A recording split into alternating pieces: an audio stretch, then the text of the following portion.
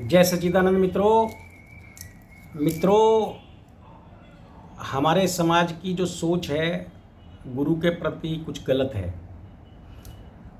सब हम गुरुओं के पास जाते हैं और हम गुरुओं से कुछ ना कुछ पाना चाहते हैं। कोई बेटा चाहता है, कोई बढ़िया घर चाहता है, कोई बड़ी बड़ी गाड़ी चाहता है, कोई खुशहाली चाहता है हैं।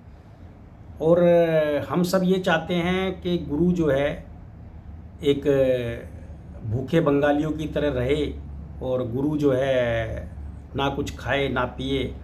आप लोगों को सबको वो गुरु पसंद आते हैं जो गुरु भूखा रहते हैं, एक लंगोटी में रहते हैं। और ये गुरु को ऐसा बनाया क्यों? ऐसा नहीं है कि गुरु को सब कुछ पता नहीं है। गुरु को तुम्हारा ये मनसा भी पता है, अपना भी पता है। गुरु इसलिए नहीं बना कि वो कोई छोटा बनना चाह रहा है, वो गुरु बड़ा बनना चाह रहा है। इसी तरह आप देखो, महात्मा बुद्ध ने राजपाट त्यागा। अगर वो राजपाट नहीं त्यागते तो एक जो है, जो भी एक क्षेत्र था उनका छोटा सा, जहाँ के वो राजकुमार थे, वहीं के राजा बन पाते।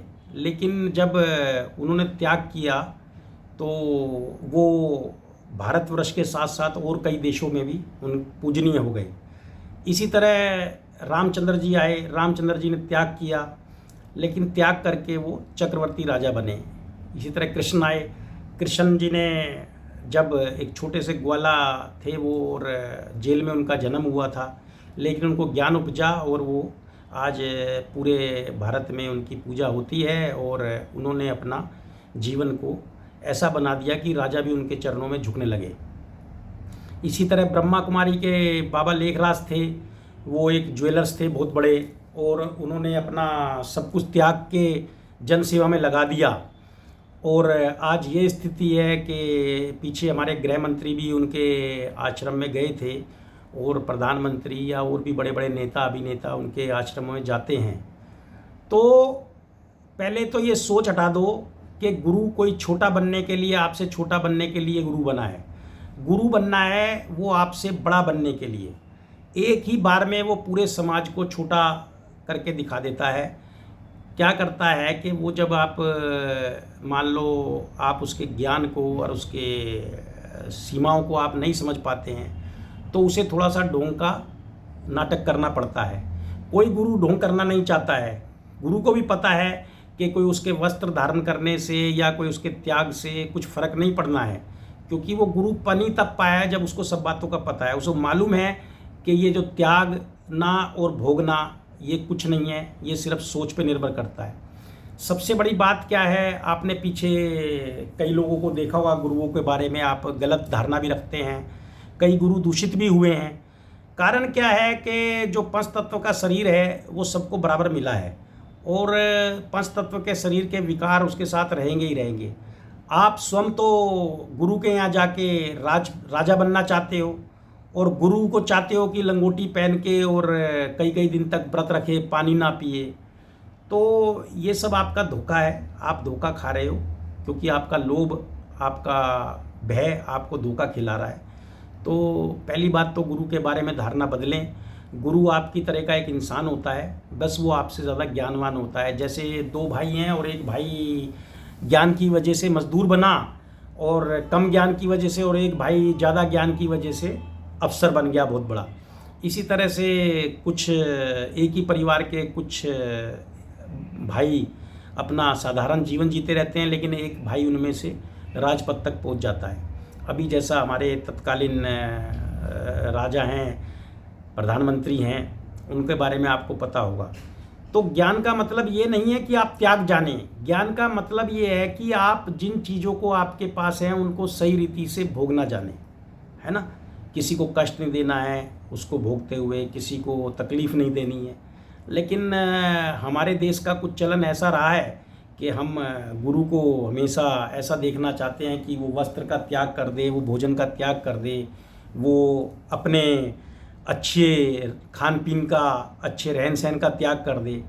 तो भैया मेरा तो ऐसा ही मानना है, और मैंने कुछ त्याग नहीं किया है ना ही मैं करूँगा, ठीक है ना। और मुझे आप लोगों से कुछ लेना भी नहीं है।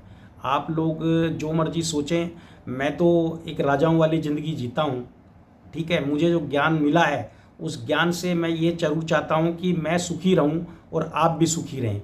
लेकिन ऐसी मेरी मंशा कुछ नहीं है कि आप लोग सुखी हो जाए और मैं दुखी हो जाऊँ। मैं दुखी होने के लिए गुरु नहीं बना हूँ और ना ही मैं गुरु हूँ। मैं तो आप जैसा ही एक व्यक्ति हूँ और सतगुरु परमात्मा शिव निराकार ही सब कुछ है। और मैं भी सारे परिवार में रहते हुए सारी सुख सुविधाओं का आनंद लेता हूँ, गाड़ियों में चलता हूँ, ठीक है। घर भगवान ने बहुत सुंदर दिया है, परिवार बहुत सुंदर दिया है, पत्नी बहुत सुंदर दी है, माता पिता के चरणों में मैं रहता हूँ। और भी सारे घूमना फिरना, मैंने पीछे वीडियो भी डाली थी, मैं घूमता हूँ फिरता हूँ, खाता हूँ पीता हूँ, कोई ऐसी बात नहीं है। भाई क्यों त्यागूँ, किस लिए त्यागूँ?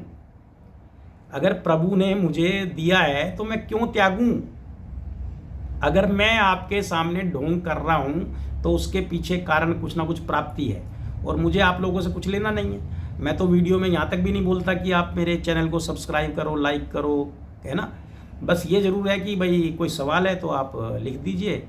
और आप अपना गुरु के प्रति अगर आदर भाव आपको वाकई में जगाना है तो आप ये जानो कि गुरु कुछ नहीं त्यागता है। बस गुरु जो है आप को सही राह पे चलना सिखाता है और उसके ज्ञान से ही आपका भला होगा। अगर मान लो कोई गुरु 10 दिन से भूखा है तो उससे आपका क्या भला होना है ना। मैं तो नहीं करता, मैं व्रत नहीं करता कभी, मैंने आज तक व्रत नहीं, मतलब पूरे जीवन में 2-4 व्रत करे होंगे, आज भी मैं व्रत नहीं करता। पीछे मैंने अपने भोजन की भी वीडियो डाली थी, है ना, प्याज खाता हूँ, पाव भाजी खाते हुए डाली थी और सब जीवन जीता हूँ मैं आप ही की तरह, नॉर्मल हूँ। हाँ ये है कि आपसे काफ़ी लोगों से मैं कुछ ज़्यादा जानता हूँ और वो जानने के पीछे कारण कुछ और नहीं होता है, उसके पीछे कारण यही है कि मैं भी सुखी रहूं और आप भी सुखी रहें। और आनंद ही परमात्मा है, सुख ही परमात्मा है। आप भी सुख की इच्छा की वजह से ही गुरुओं के पास जाते हो। आप कौन सा भगवान से मिलना चाहते हो? अगर जिसे कोई भगवान से मिलना हो, मैं 3 मिनट में भगवान से मिला देता हूँ, लाओ आ जाओ। 3 मिनट से चौथी मिनट लग जाएगी तो मेरे को करोड़ों रुपये मैं दंड भरने के लिए तैयार हूँ। जो सजा एक चोर की हो मैं भुगतने के लिए तैयार हूँ। मैं आपको परमात्मा से मिला देता हूँ, लेकिन आप परमात्मा से नहीं मिलना चाहते हो और परमात्मा से मिलके कुछ मिलेगा भी नहीं, क्योंकि परमात्मा तो शून्य है, निराकार है। निराकार मतलब खाली स्थान। खाली स्थान से मिलके आप क्या करोगे, है ना। आपको भी धन धान्य चाहिए और सुख साधन चाहिए, आपको भी परिवार बढ़ाना है, गाड़ी घोड़े चाहिए, है ना, हर तरह की सुविधा चाहिए। तो गुरु को ये कभी एक्सेप्ट मत करो कि गुरु जो त्याग कर रहे हैं वो ढोंग कर रहे हैं। और त्याग किस लिए करना है, वाय, किस लिए त्याग करना है ना। जब भक्त त्याग करने को राजी नहीं है कुछ भी, तो गुरु आपको अपने ज्ञान से आपको महसूस करा देता है कि वो वाक्य में गुरु पद के लायक है या नहीं है। वो आपको अपने ज्ञान से छोटा कर देता है और आपको छोटापन महसूस होता है। लेकिन आप फिर भी गुरु में आप ये नहीं समझ पाते कि गुरु वो बना है तो कुछ उसको अच्छा मिला है तभी गुरु बना है, लेकिन आप चाहते हो कि वो सन्यासी बन के रहे। तो ऐसा नहीं है। बाकी आपका अपना विचार है, मेरा ऐसा विचार था तो मैंने आपके सामने रखा। आप जो समझे मेरे बारे में, अच्छा समझे बुरा समझे, मुझे आपसे कुछ नहीं लेना, ना अच्छा समझा के कुछ लेना, ना बुरा समझा के कुछ लेना। मुझे अपना जीवन जीना है, मैं अपने आनंद के लिए जीता हूँ। बस साथ में ये कोशिश करता हूँ कि मैं आनंद से जी रहा हूँ तो आप भी आनंद से जीने की कला सीखें। सीखो तो आपका भला, ना सीखो तो आपका भला। मेरा मेरे पास है, तुम्हारा तुम्हारे पास है। जय सच्चिदानंद।